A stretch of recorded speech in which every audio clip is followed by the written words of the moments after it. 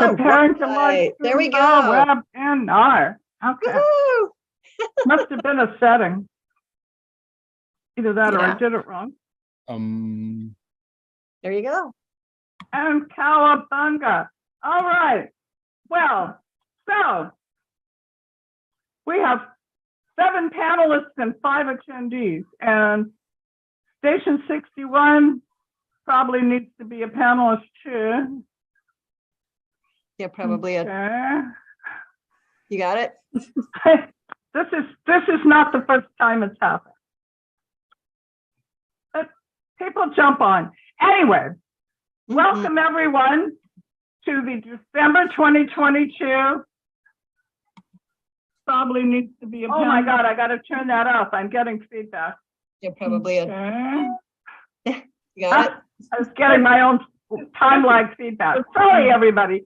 This is the first time that we've tried doing our anyway simulcast at the same time. Everyone to the December 2022. Oh my God, I'm still getting that feedback. Oh my God, I got to turn that off. I'm getting feedback. Yeah, probably Okay. you got it. I will not be able to handle that. Time lag feedback. Every time I say something, it comes back to me in about 2 seconds. Maybe I fixed it. Let's hope so. All right, let's start over again. Welcome everyone to the December 2022 CPO meeting, CPO1 meeting. We are simulcasting on our YouTube channel, and that was announced in the meeting notice that you got. So if you find something interesting and you want your friends to know about it, you can tell them that it'll be on YouTube.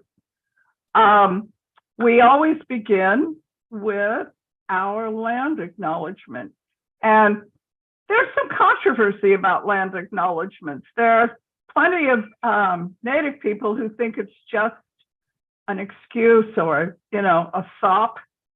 But we continue to do it because we believe in it. We want to remind people that we're living on stolen land and that we have obligations to take care of it. So I will share my screen and read our text. We acknowledge the people on whose land we live, the Atfality Kalapuyans, also known as the Tualatin Band of Kalapuyans, the first inhabitants of Washington County. We are grateful for the land we're on, Kalapuyan land. Signers of the Willamette Valley Treaty of 1855 were removed from their homeland to the Grand Ronde Indian Reservation. Today, their descendants are tribal members of Grand Ronde and Siletz tribe, carrying on the traditions and cultures of their ancestors. And they're also living all around us. We forget that. That's not in the land acknowledgement. We acknowledge and express gratitude for the ancestors of this place and recognize that we are here because of the sacrifices forced upon them. In remembering these communities, we honor their legacy, their lives, and their continuation in our community. I'd like to invite all of us to reflect on the role government has played in the painful colonial history and reflect as well on the resilience and healing of the indigenous land and communities. We invite everyone to collaborate and work together with the tribe to take care of the land and water and the people who inhabit these spaces. And as I said, I want to reiterate that the last sentence is the one that really is the most meaningful to me personally, that we are collaborating in the current situation that we're in. We inherited this, and so let's work together in collaboration. Yep. And there are examples all around us of how the tribes are collaborating to be stewards of the land.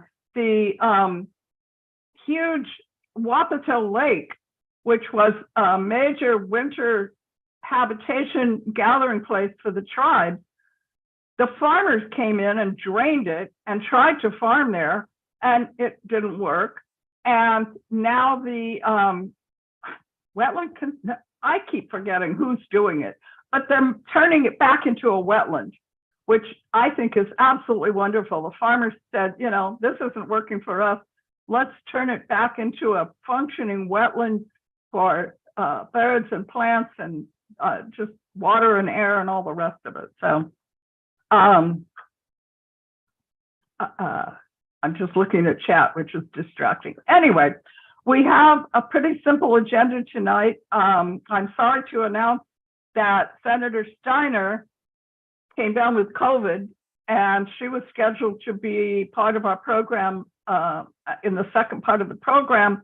We're working to try to reschedule because we have some important information to get from her, including her work on reproductive freedom in Oregon and in the implementation of the healthcare for all measure that was just passed in November. That's going to be a tricky one. You know, it's very nice to say healthcare is a right in Oregon. What does that mean, and how is that going to be implemented? So we're looking forward to having her when she's all feeling wonderful. Can't be in January because she's got a prior engagement, but we'll work to get her back in February. So that's that.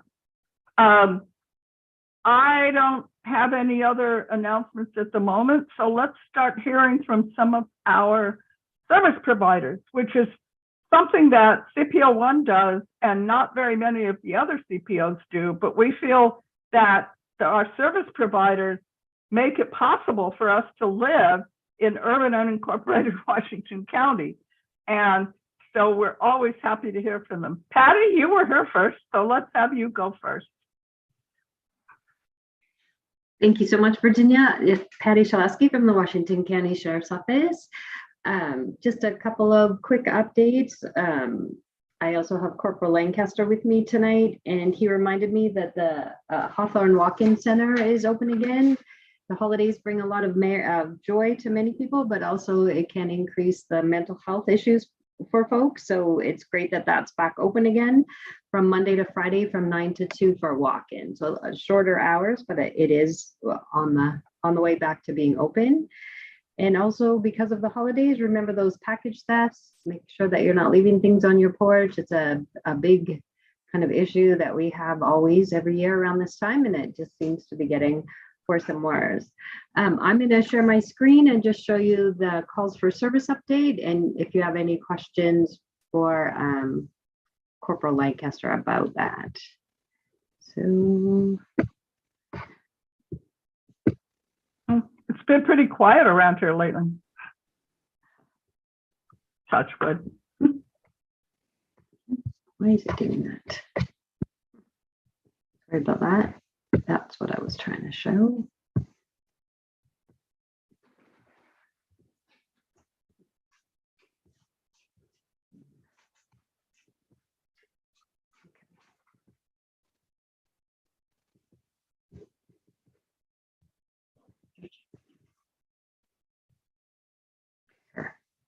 So, not sure why it's letting me make it bigger.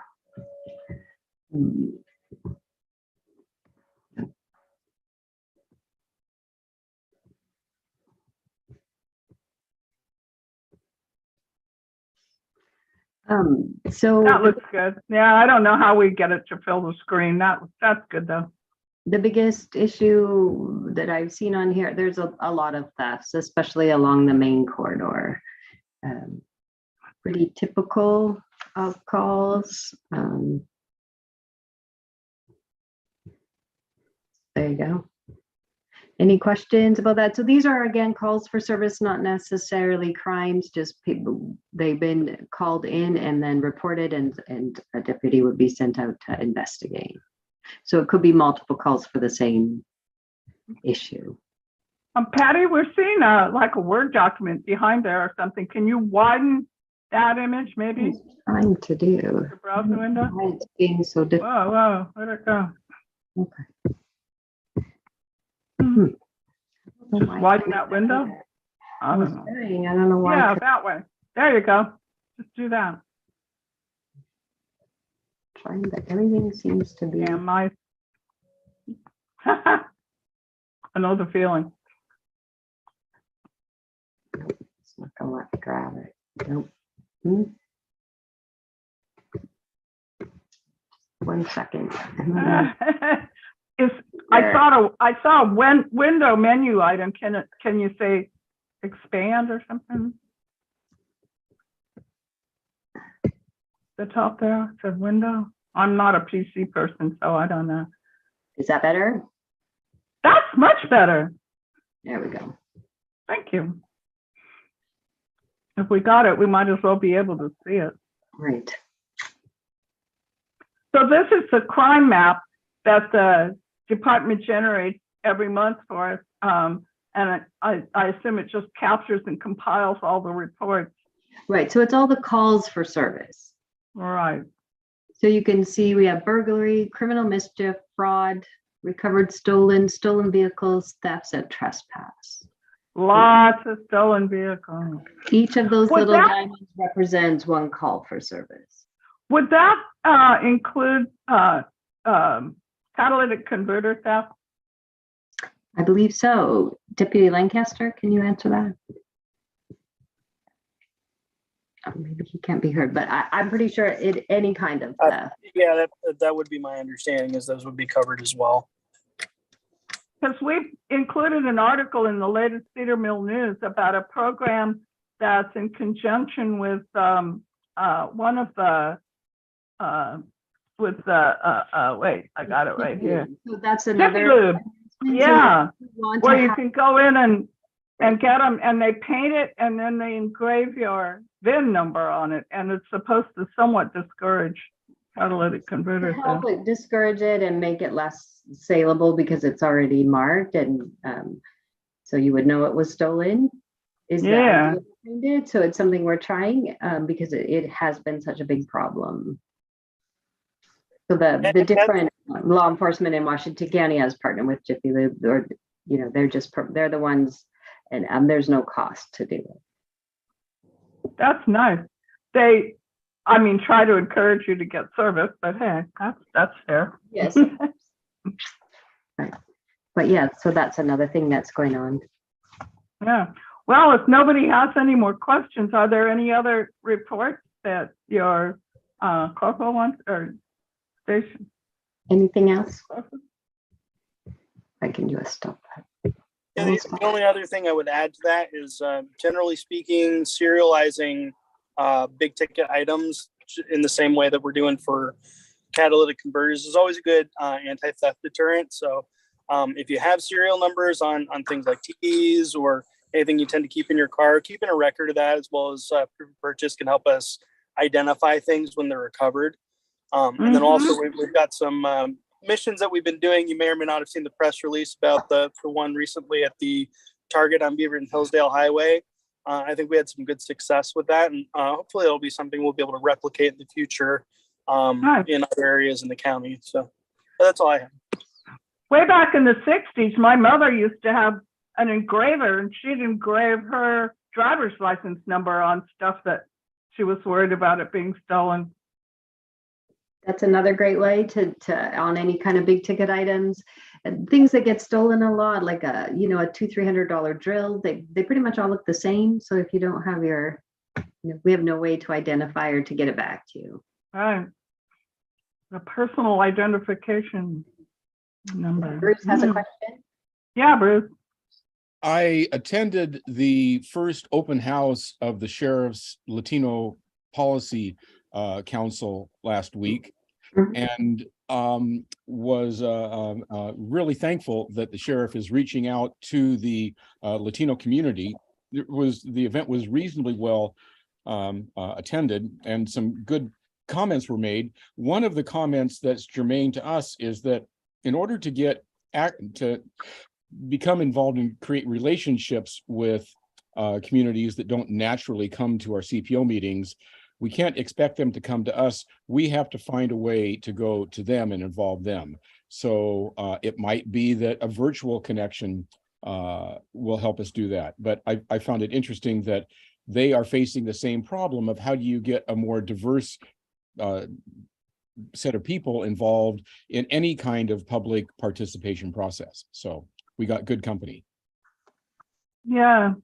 I'm having lunch with the outgoing county auditor on Friday, and he is currently making a bunch of year-end and wrap-up reports to the board right now, which I wish I could watch it, but we're here. And he just recently submitted an audit report on the success of community outreach. Oops. There we go. And not community outreach, but the diversity of our panels and boards in the county. And it was pretty critical. And so I'm going to meet with him and get more information about that and the rest of the audit reports that he's currently making and share those in the January issue of the Cedarville News.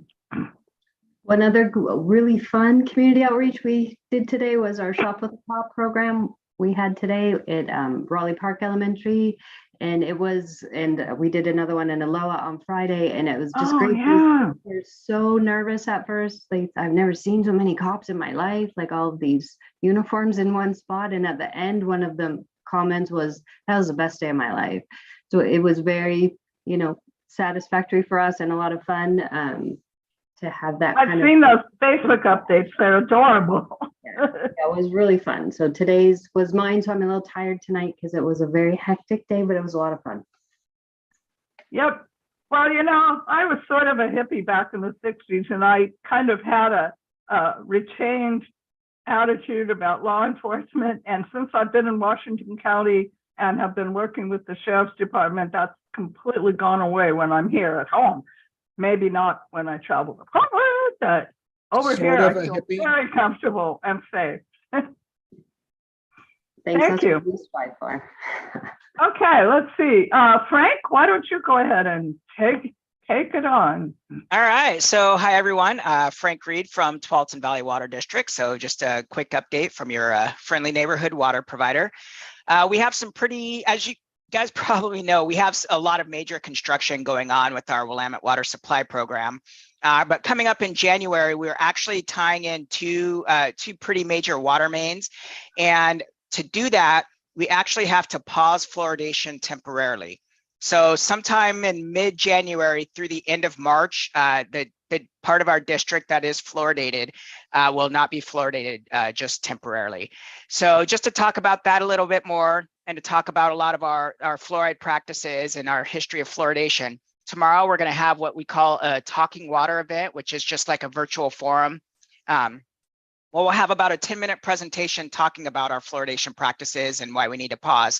And then we'll have an open Q&A so customers can ask us anything fluoridated related or not fluoridated related. It's really customer driven.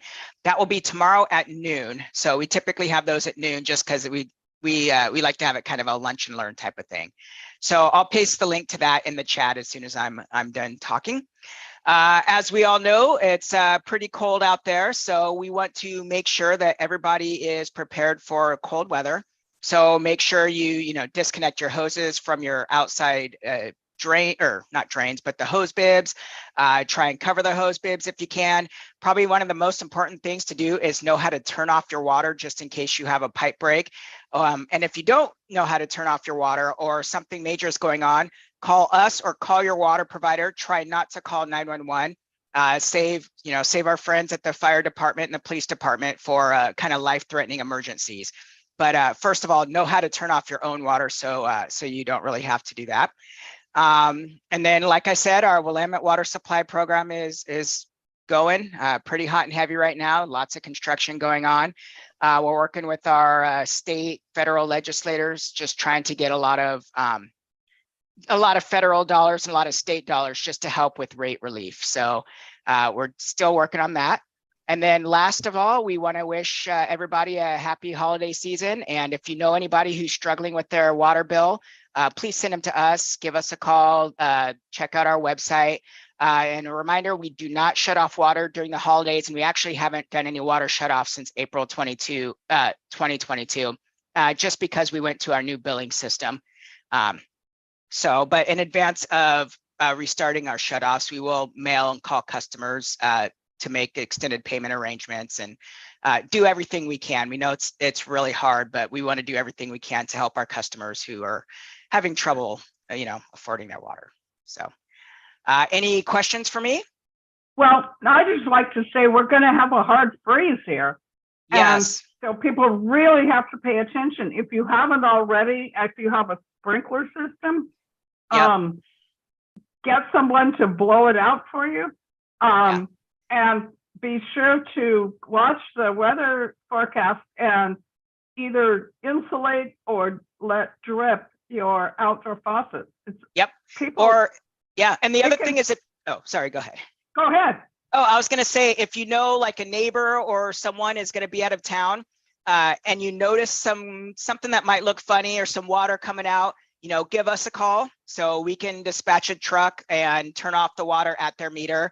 Hopefully it will save them a little bit of heartburn. And if you are going to be gone for an extended amount of time, you can also give us a call and we can turn off the water at your meter as well. So, but yeah, definitely prepare for that cold weather. And no, I can't stress how important it is to know how to turn off your own water just in case you need to. But it's better to be preventive about it. It is, yes. And get your sprinkler. I mean, I've had sprinkler damage because I forgot to winterize it. And if you have outdoor faucets that aren't very well insulated, it can reach inside your house and burst pipes, and that's no fun at all. Yep, definitely. So I've been posting stuff on the Cedar Mill Facebook and stuff. So, but everybody tell your neighbors. Yep. Freezes don't happen that often, but they're looking at 18 degrees next Monday. It's going to be cold, right? Yeah, Bruce? Is it permitted to turn water off at the meter, or must a homeowner turn it off on a valve in the house? So that's a great question. We typically discourage turning it off at the meter because if anything happens and you do it incorrectly and you break it, then you will have to pay for the damages. It is possible, and if you know what you're doing, you can, but we typically discourage it quite a bit. So, and then the other thing actually I do want to mention is that since those meters are in the ground, if you take the lid off the meter during freezing, when it's really cold and freezing, then that air gets in there as well. Right now, they're somewhat insulated with, a lot of times they might have ground cover, but they have the lid on. But the minute you take that lid off, a lot of the air will get in there. So that's more likely to freeze as well. So we highly, highly discourage anybody from doing anything with their meter in a pinch. And if you got, in an emergency, you can try it. But like I said, if you break it, you're paying for it. So I'm sorry to interrupt, but our guest that's supposed to be coming on at 7:30 isn't here yet. And if Bruce, if you could take a minute and try and call her. Sure. Thank you. Okay. So moving right along, I sent you a text, but I guess you didn't get it. We always back channel to keep abreast of stuff. Okay, what else have we got? Station 61, fire. Let's hear it from you. Any more questions for Tualatin Valley Water? Apparently not. Okay. Good evening, Virginia. This is Captain Jeff Gillies at Station 61. And I just have a few things as well. Over the last 3 months, we ran 628 calls out of our station. This time of year, we're pretty busy and steady with fires, but mainly EMS is kind of the hallmark of what we're going on. And with that, the ambulances are staffed, but at a minimum now, and we're seeing a backup at the hospitals as well. So there's long wait times, and the hospitals get on what we call zone management, where they are over capacity, and so they go on a rotation of where the patients that we respond on can go to within the county. For people out there, if it's not a true emergency, something you can wait to go to your doctor or get to an urgent care or seek some other medical services without going in an ambulance to the hospital, you might have better luck of getting seen sooner too. We're just seeing an uptick in with the respiratory problems people are having this time of year, and the flu and RSV, and So just be cautious that you could have a very long wait time, even if you go in an ambulance to the hospital. They are triaging when we get there, and a lot of the patients that go in will end up in the waiting room as well. So that's one thing. Again, this time of year, like you said, Virginia, it's getting cold out, and people are using their furnaces and fireplaces, and so just make sure you're keeping objects about 3 feet away from any fireplace or burning or heater. And also with Christmas trees, once the season's over, don't burn your Christmas tree in your fireplace. The pine needles and oils on the tree are too strong, will cause additional issues. And there are a bunch of tree recycling donations out there that I know the Boy Scouts have done that in the past, where they'll collect Christmas trees and recycle them. So look for those options. And also with the cold weather, making sure that you have a first aid and travel kit in your car, warm blanket, just in case you get stuck. I know a few years ago we had people stuck on Highway 26 for over 10 to 12 hours. So just be cognizant of that stuff happens and you could get stuck in traffic. And at home with power outages, just having a 72-hour kit. We had that last year with a big weather event in Westland where power was out for 1 to 2 weeks. So just have some safety measures in place, so if it does hit, you are ready and prepared. Are there any questions? Actually, I have a personal question that may apply to other people. I always think that, if I'm worried about something, maybe somebody else is too. We obtained a decent sized generator that we want to use in case we do have a power outage, but we're trying to figure out the best place to put it. And we were thinking we'd put it in the garage near the electrical panel with some ventilation, but I've heard that that's not even safe. But if we put it outside, it's going to get stolen. So do you guys have any advice on that? Well, you could store it in your garage when it's not in use, but when you're using it, definitely put it outside. It's going to emit and produce its own carbon monoxide, so you don't want that anywhere inside. And then just run you can go to Home Depot and get yourself a bigger wire that can connect to your panel that can go out your garage. That's what I'd recommend. Okay. Whoa, Thanks. whoa, whoa. Yeah. We want to be the people that the neighbors can come to charge up their phone. Yes, Bruce. If you hook your generator to your meter, you have to have a disconnect switch so that you don't push electricity up the line. No, we're going to have an electrician figure out a way to have a plug on our panel. The advice just now was to tie it into your panel.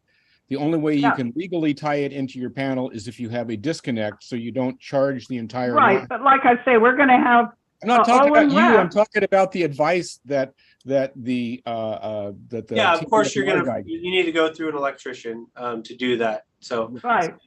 But if you already have that disconnect in place, you can put an extension cord out to it. So. Yep. Thank you. All right. Any other questions for our fire department? Who else do we have? We don't have the Park District. So I think that's it. Is that it, Bruce? This is gone. All right. So I would like to invite Sarah Beachy, and Sarah is, gallery, there we go. I'm sorry. I think in your, get our agenda ready. Okay, Beaverton Education Foundation raises money to provide hands-on, innovative academic programs and projects. These innovations go beyond normal school funding to ensure students have an opportunity to learn, thrive, and reach their highest potential. Sarah is joining us to describe some local projects that need support and how we can be more involved. Sarah, take it away. Thank you, Virginia. Welcome. Thank you for having me. I did notice in your chat, if you haven't, did you get the THPRD? It says Jeff Lee is there. Oh, I see that. I didn't recognize him. Thank you. Thank you very much. Let's go ahead and let him give his report, and you can stand by. Okay, gallery. Thank you.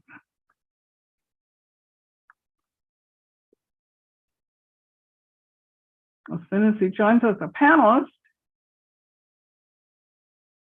And there he is. Is he? No, he's not. The perils of Zoom. He's in limbo. Where'd he go? He is in neither place. We hope he will return.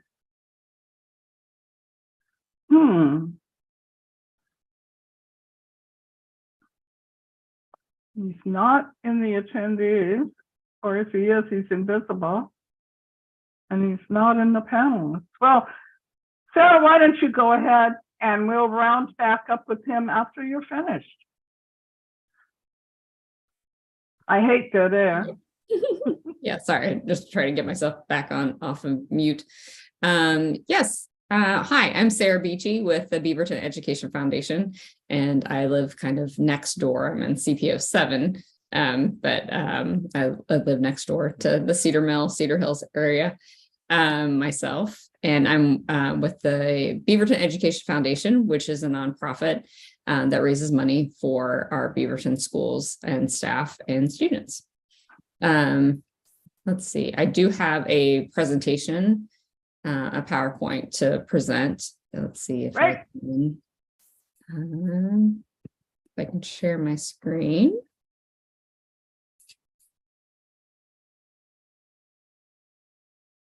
Yep.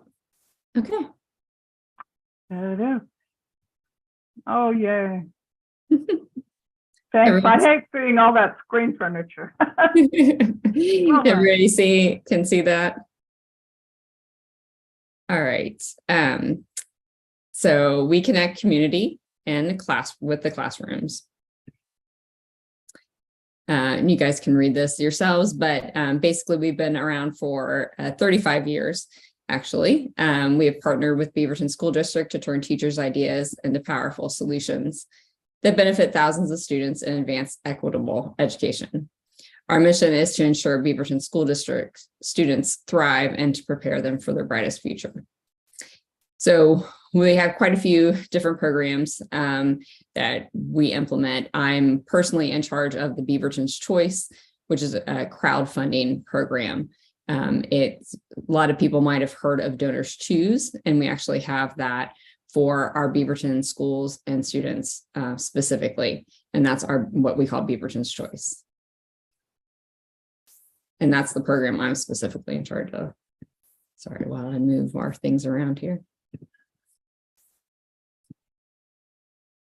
We believe in every student's right to an equitable education, growing high quality solutions for student success, and the power of bottom-up transformation, which is really what we reach out to teachers and staff to get their ideas for what they need in their classrooms and in their schools. And just this past year, we've invested over $300,000, $3,500 in our Beaverton schools. The classroom projects are mostly considered a Beaverton's Choice. We have our cornerstone programs, which include Band Together, Kids Count grants, and Safe and Sound, which we call S4, Safe and Sound for Student Success, and some special initiatives.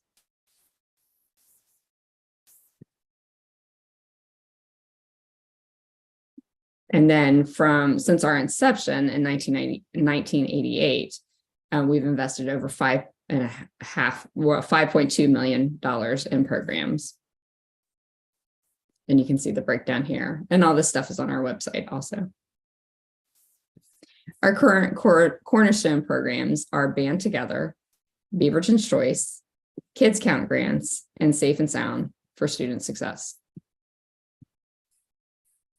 Band Together specifically expands musical opportunities for students in Beaverton Public Schools by helping students participate in band, regardless of their family's ability to purchase or rent an instrument.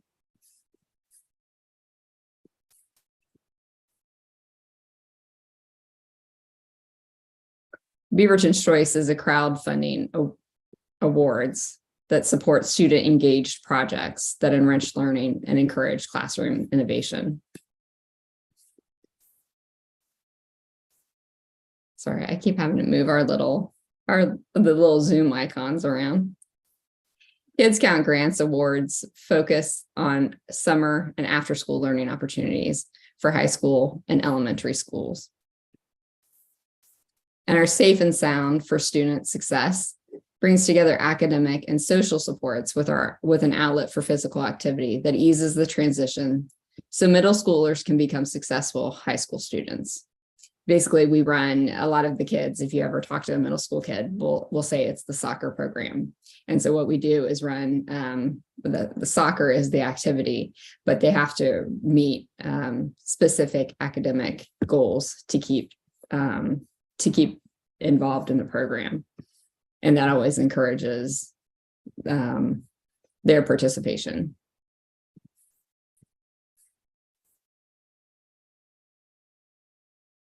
We are a 501c3 led by a community-based board of directors and staff. Our funding only supports programs and projects in Beaverton Public Schools. Funds donated to BEF pay for programs not mandated or funded by the state, and donations support projects and programs that are dedicated educators and education experts consider necessary for a quality education. We rely on more than 2,500 tax-deductible contributions annually from school families, community members, alumni, district staff, and regional and national funders. Major annual fundraising efforts are our fall fundraising campaign, which some of you may have heard of, is we call Answer the Call. And then Beaverton's Choice is our crowdsourcing campaign. We never charge processing or setup fees. All money raised stays local and is invested in building our community. We are trying to build our awareness ambassador benefits. They learn and contribute to the students shaping our future, attend exclusive events highlighting innovation in our schools, and grow your connections across industries. You can help BEF as an awareness ambassador by joining BEF's mailing list, following us on social media, encouraging your friends, and recruit awareness and help build a buzz about talking about BEF. And this is our website where you can always find more information. You can also find all of our projects that are available on Beaverton's Choice at any time, including information about we have news stories about our Kids Count and our S4 programs. And just updates on newsletters and things like that. So that's really it. That's the big overview. Let me stop sharing.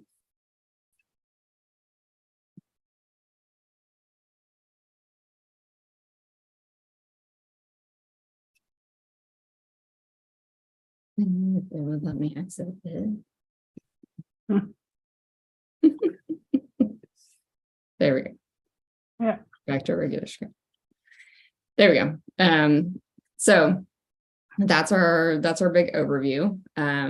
We, like I said, I run specifically the Beaverton's Choice program, which is a crowdfunding resource similar to Donors Choose, but just for our Beaverton schools and staff members to apply for. So, and right now we actually have a project up for Terra Linda, and I believe Meadow Park is actually in the CPO's section too.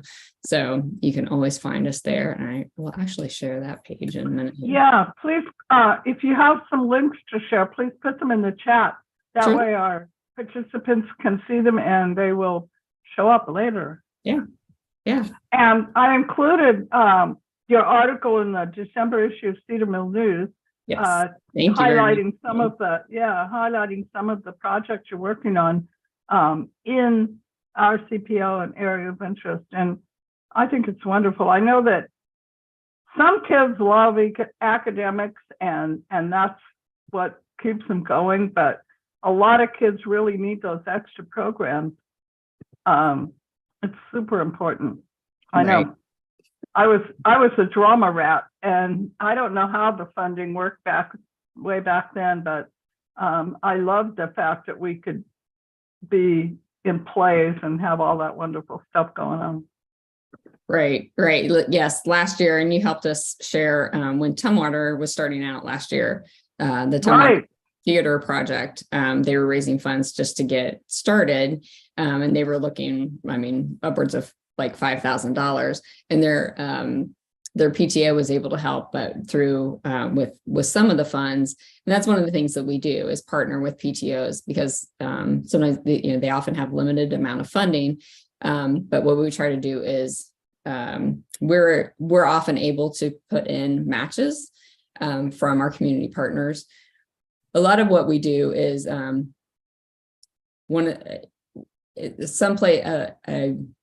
someplace like Nike or Intel, they could get asked by every individual school, right, for money. So what they do is they give they will often give us a large chunk of money. They'll give BEF a large chunk of money to put towards, and they have parameters on it. So Nike will say, we want this to go to, we want to support physical education and play in some of our Title I elementary schools that are in our backyard. And they allocate it to us. And then we go to the schools and we say, what do you need? And we fund it from there. So instead of getting that, they're not asked, there are technically 54 schools in Beaverton School District. So instead of them getting asked 54 times over, they actually will, a place like Intel gives us money, and then we're able to allocate it out. Intel often is a supporter of our STEAM program, which is the STEM, you might have heard of STEM plus art. So we have it's a kind of a wider branch there. We support STEAM. We have a Building STEAM for All program where we support a lot of technology and art-based projects for our schools. So they give to us to allocate through to them. So that's how we kind of help them.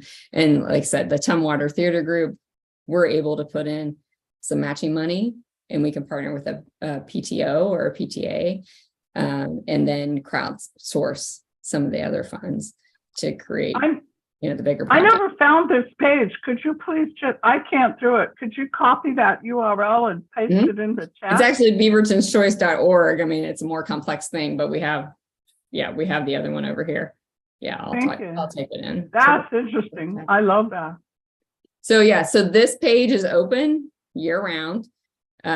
So you can, if you're looking for, I want to support some reading projects in my backyard, in my district, I want to see what's out there. Or again, like theater, drama, you can look on our page and see what's out there, and it changes frequently. So again, like kind of like the donors choose thing, I want to put my money toward art projects or a band project. We have those allocations out there and some projects out there, and we can always we'll find a fit for what you want to support. So I always encourage, just look on beavertonschoice.org and you'll find a project. Excellent. Thank you. We have questions, and I'll go to Fran first. Hi, thank you very much. I'm having some real connectivity problems, so if I drop off, I apologize. I love the idea of what you're doing, by the by, these focused programs. So, and I'm going to ask a question which is kind of very specific, but maybe other groups in CPO1 have similar ideas. But we have, I happen to be on a group called Tree Keepers, of Washington County. And one of the projects that we do, it's called the tree inventory. Mhm. And part of the tree inventory uses algebra to like calculate the height of a tree. And we take, people go on a walk and like measure the height of a tree, the dimensions, and we talk about the benefits of trees, and we identify the species. So it's very much of a learning experience, outdoor, and like I said, the algebraic, the learning part of it is pretty cool. Plus, you're outside, etc. Are these the kinds of projects that might be of interest, or do you already have your set amount of projects and you're just really here asking for more funding from the community? No, it's really just to bring awareness to that there is a page for if you're looking for so a lot of times we will have projects for community gardens at schools. I mean, that might be a linked interest of you and your group. And we want to be able to connect the classroom with the community. So those kind of special interests. Sometimes we do facilitate volunteers for a project, but that does get into there is a volunteer like background check and all that kind of thing through BSD. But we do often facilitate Intel. We'll have a volunteer day. They might come in and do some projects in a tech lab with an 8th grade class or something like that. So I'm really trying to spread awareness that we're talking some of these projects, like the one at Terra Linda right now, is for sensory tubs for their kindergartners. Could you explain more about that? I don't know what that means. So there is. I know there are different learning styles and different. There are different learning styles. But I will say if you know any occupational, especially pediatric occupational therapist, and this goes way deeper into educational theory, but our kids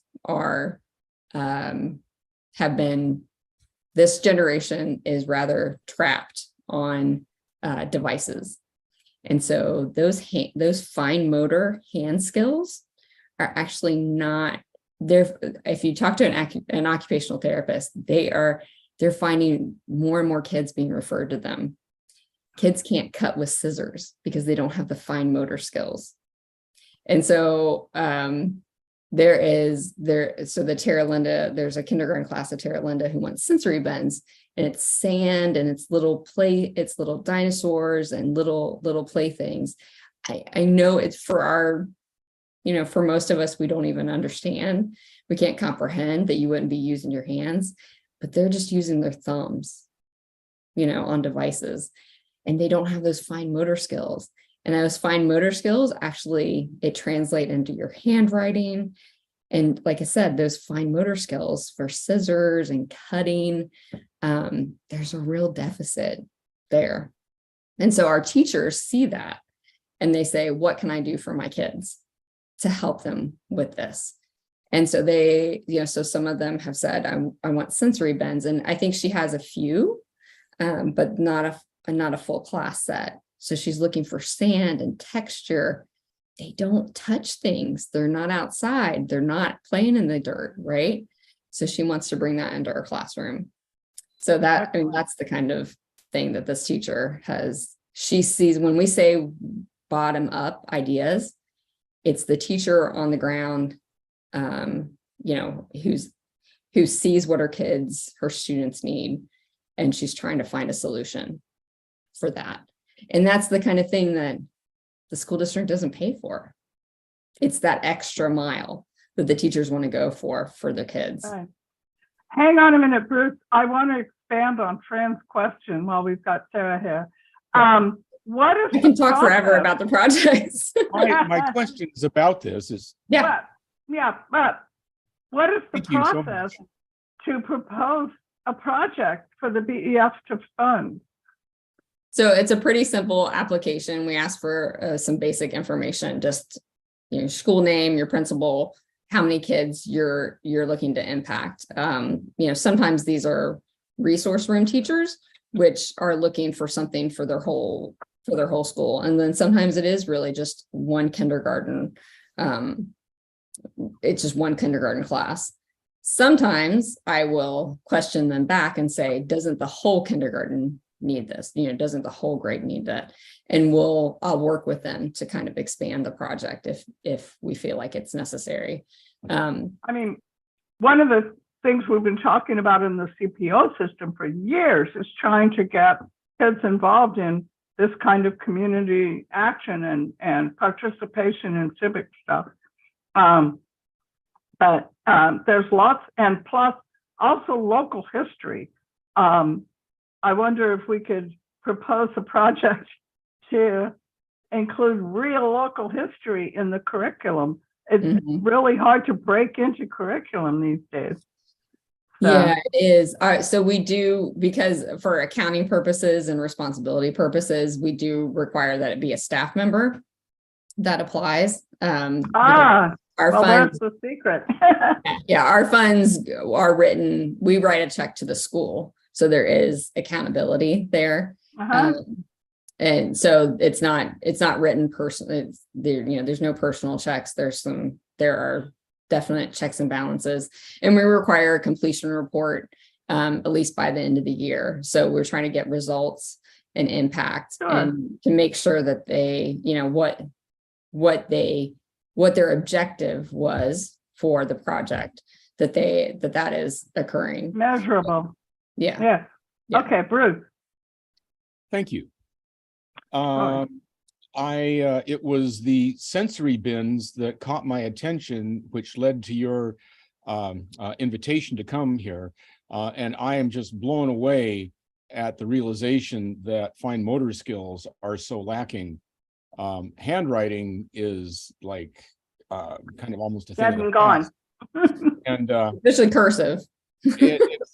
My daughter compliments my horrible cursive handwriting as being beautiful, contrasted with hers. My 8th grade teacher wouldn't believe that. Right. I'm curious. What's the staffing model for the Education Foundation? Are there paid staff members? We are paid staff members. Honestly, I am part-time. We are a nonprofit. So this is my part of my 20 hours. I don't really actually account for them, but because I love what I do. So we always, believe me, it is my mission to always get a project to full funding. So we will always try to work with, and unlike, not to slam it, unlike a national program like Donors Choose, we are here on the ground. We are parents. Our kids are in Beaverton schools.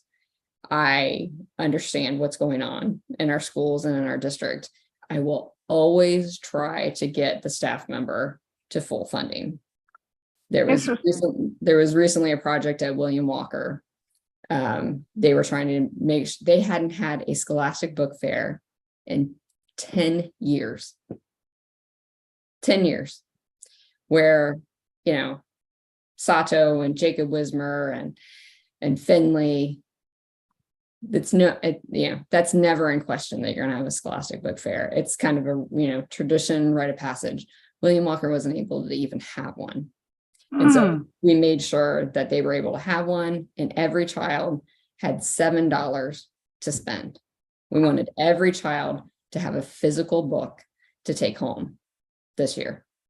That was very, very important. And during COVID, that was one of our major initiatives. It was specifically Rock Creek kind of led. We had and William Walker, actually, we had book packages because the kids, you're stuck at home. lot of these kids don't have access to a library. I mean, we think we can walk down to Cedar Mill Library, Bethany Library. It's easy for us. A lot of these kids don't have a physical book in their home. And that was especially during COVID. We wanted to make sure that everyone had a real physical book, every child who was able to, that we could reach. And Great. I mean, my executive director personally delivered, went to people's homes with some of the principals and delivered these. So, I mean, we're local impact. We keep all the funds right here in our schools. Another question. Okay. The STEM curriculum that you use, is that a standardized curriculum, or the STEAM curriculum? Is it a standardized curriculum, or how do you determine what elements of that to offer? I mean, curriculum is BSD purview, but our STEAM funders, which can fairly consistently consist of Intel, First Tech, On Point.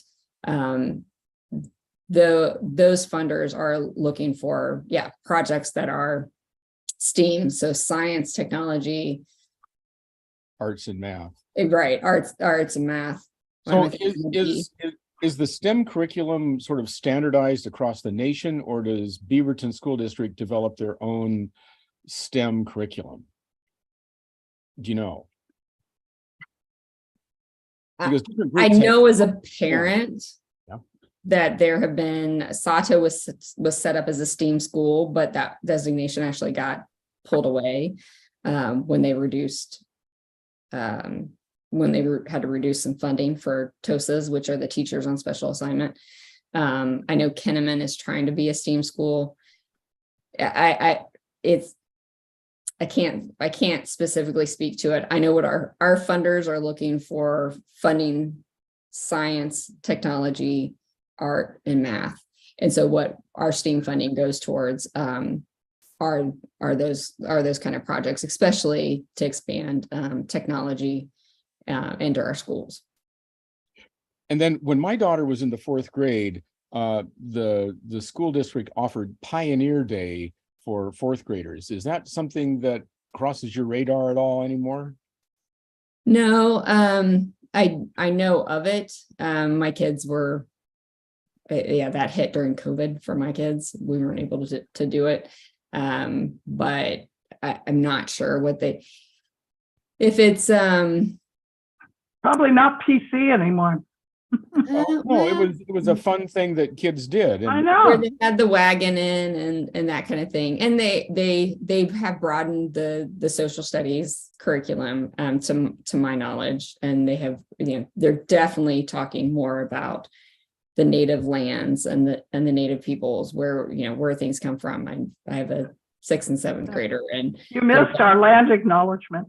yes, they're definitely talking about the land acknowledgements and things. And so I think there's a good way to incorporate those kind of things. But what we do support is, I know during COVID, actually Flex was, is the online school for the district. And they actually had a program for the Kalapuya land. They wanted to make sure that their kids knew about it. And that was a Beaverton Shores project that we helped fund. You had a photo bomb at your window there. Oh yeah. My 6th grader is, I love it. my 6th graders are now probably asking for math help. Well, I feel like I know a lot more now, so that when I get that call, Answer the I will call. have- Answer I the will have call. a much better idea of what they're talking about. And Right.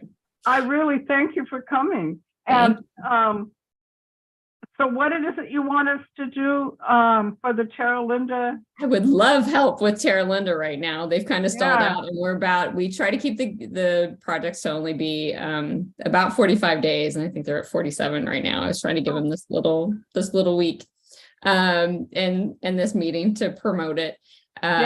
Well, we've Right. only got a few people at this meeting. If I you know. will send me an email, I'll post something in the Okay. Cedar Mill News Facebook page. And we have Yeah.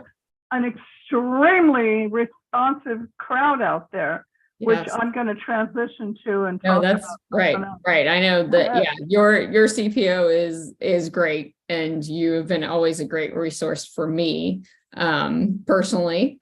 So, and I would say, and Meadow Park, that is within, they're really trying to expand. They want to set up an audio visual program for their middle school that would help with choir and drama, their theater group, not to mention just they're Wow. really trying to expand the technology in the middle schools to keep the kids engaged Gosh. and interested.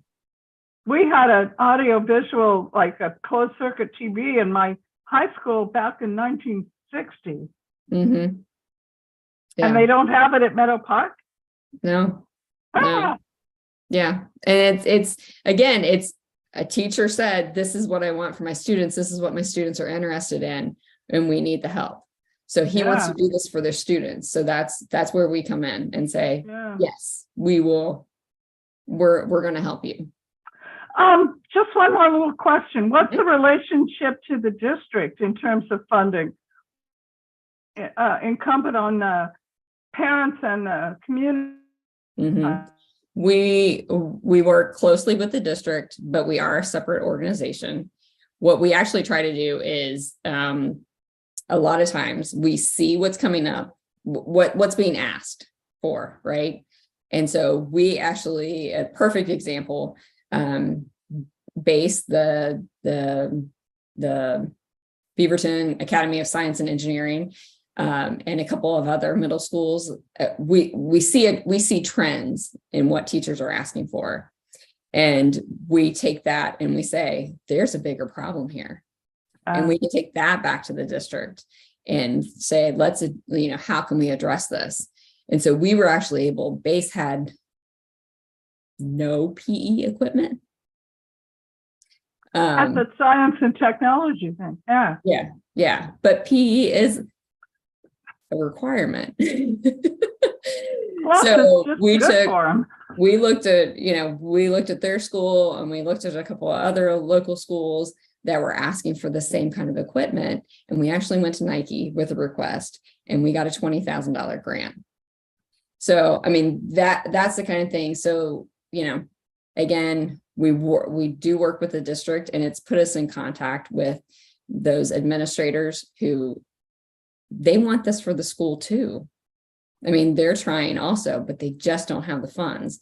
And so if we can work in partnership and crowdsource that, and they also know exactly what the schools, what the equipment requirements are, right? So we will often say there are safety concerns and things like that. There are standards that the district needs to adhere to.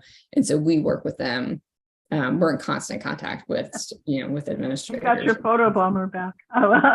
Anyway, thank you so much for coming, Sarah. I've learned a lot. Choice.org. Yeah, and we will share this widely so that the folks who didn't attend tonight will learn something. Right. That's why we did the simulcast on YouTube, because there's lots going on this time of year. Yes. And yes. This is good information. I know there are a lot of requests, and everyone's kind of spread thin in December, but we always have projects up, or some larger projects of money, like arts or science or things like that can always. It's fooling with the door. What's your son's name? That's my dog, who always wants to be near me. No, it was your son. What's his name? Oh, my son is Max. Max. The dog at my feet is Buddy. Hi, Max. Okay. Well, thank you very much. Thank you very much, Virginia, for having me. Yeah, great. Okay. Well, I want to let everybody know that after the fact, on Sunday night, we had a Christmas tree lighting, which was the first ever in Cedar Mill. Cedar Mill has never had a community Christmas tree. We have a Cedar Mill Facebook group We have two Facebook groups. One is Cedar Mill News, which is me to everybody. And then one is the Cedar Mill Facebook group, which is everybody to everybody. And someone said, hey, do we do a Christmas tree? And a bunch of people jumped on and said, let's. And that was at the beginning of November. And this past Sunday night, we had our Christmas tree lighting. About 350 people showed up with their kids. It was absolutely amazing. And because we had such an outpouring of community interest in it, me and my community-minded brain said, let's start the Cedar Mill Community Club to work on all the things that make a community that we don't have because we're not a city. And this includes events.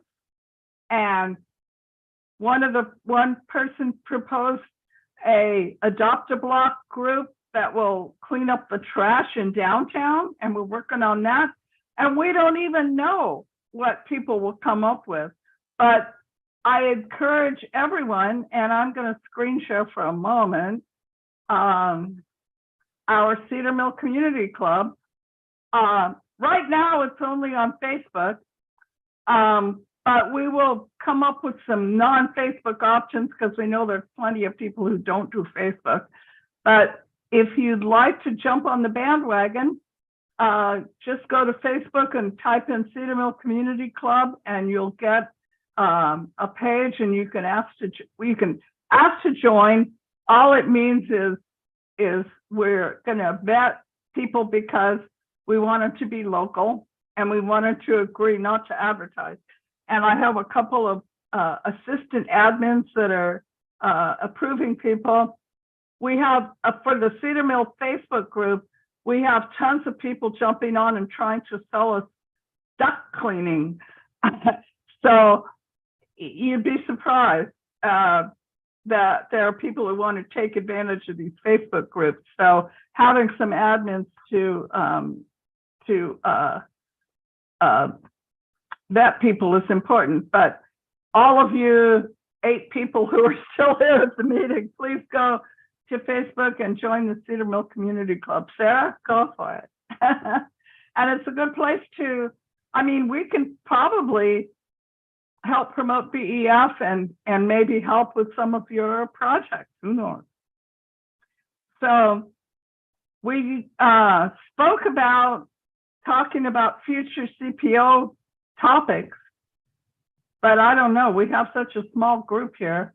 If anybody has ideas of what you'd like us to cover in our meetings in the coming year, stick your hand up now, or post on the CPO1 Facebook page, or send us an email, cpo1leader@gmail.com. I'll type that in. So we aren't in a city, as most viewers know, and so all of our utilities come from special service districts or from commercial enterprises. And we have a pretty good covering month to month of our Tualatin Valley Water and Tualatin Valley Fire and Rescue and such.